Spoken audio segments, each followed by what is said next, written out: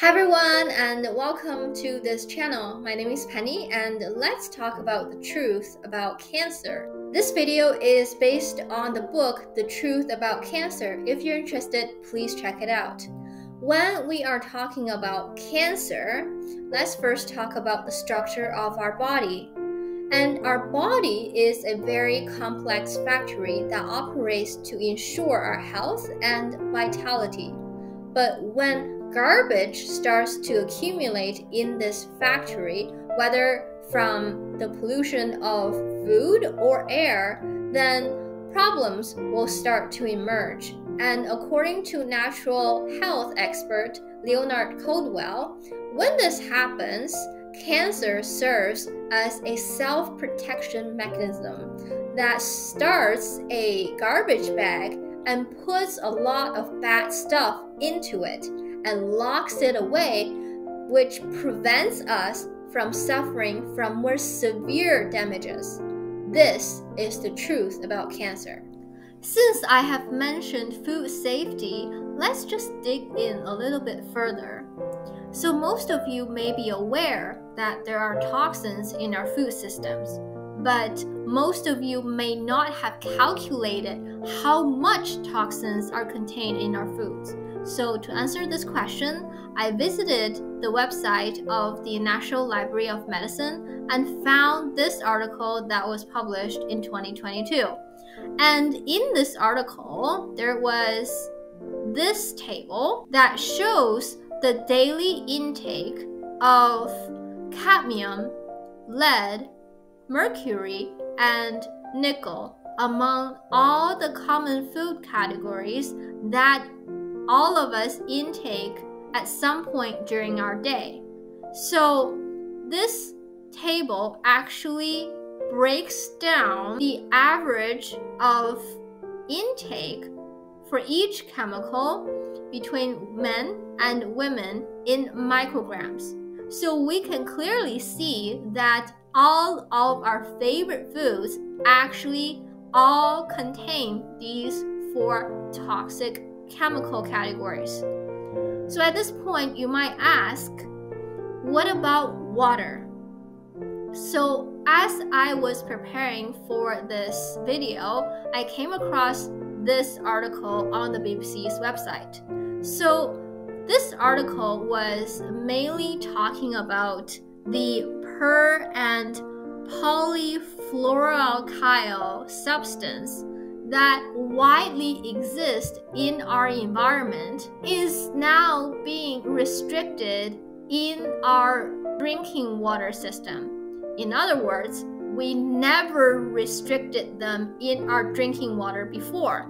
And what these substances are mainly those used in non-sticky pans and firefighting foams.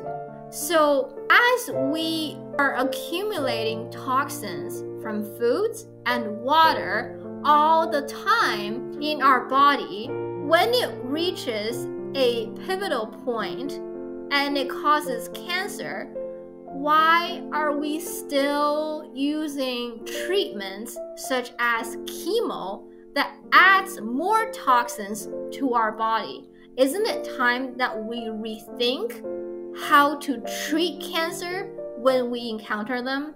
Now, when we are choosing the right treatment to treat cancer, first we need to understand how cancer cells multiply.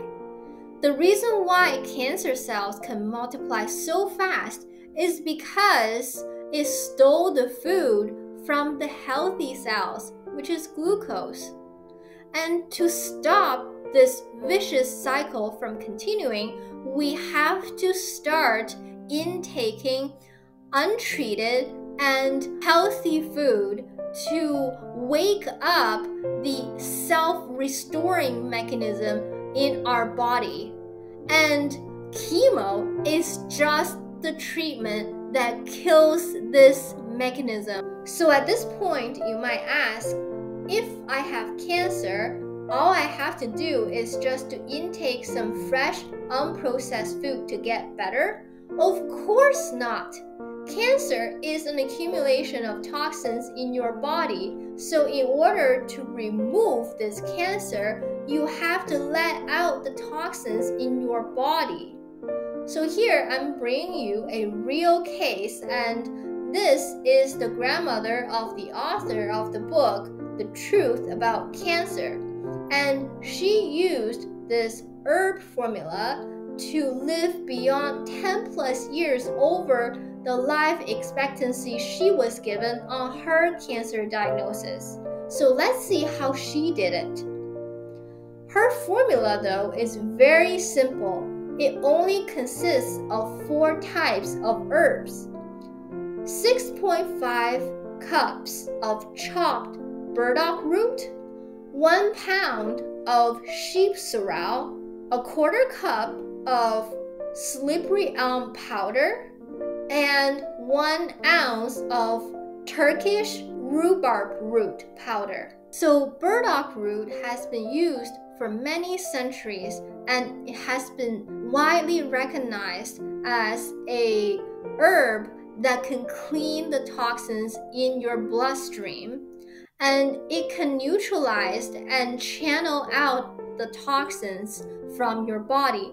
It has also been recognized by the WHO as an herb that can treat HIV. Sheep sorrel is the strongest humanly known antioxidant herb, and it has a special substance called alloimodin, which can treat leukemia. Slippery elm is traditionally used to treat diarrhea, sore throat, and urine problems. It also has a substance called beta-sitosterol, which can also be used to regulate cholesterol absorption and reduce cancer risk. And the last herb, rhubarb root, is rich in anthraquinones, which has strong anti-cancer effects, making it indispensable. By mixing the above 4 types of herbs and boil and continue to take them, you will be sure to slowly let out the toxins in your body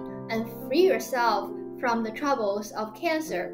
I hope this video has brought you some useful information. I'll see you in the next video.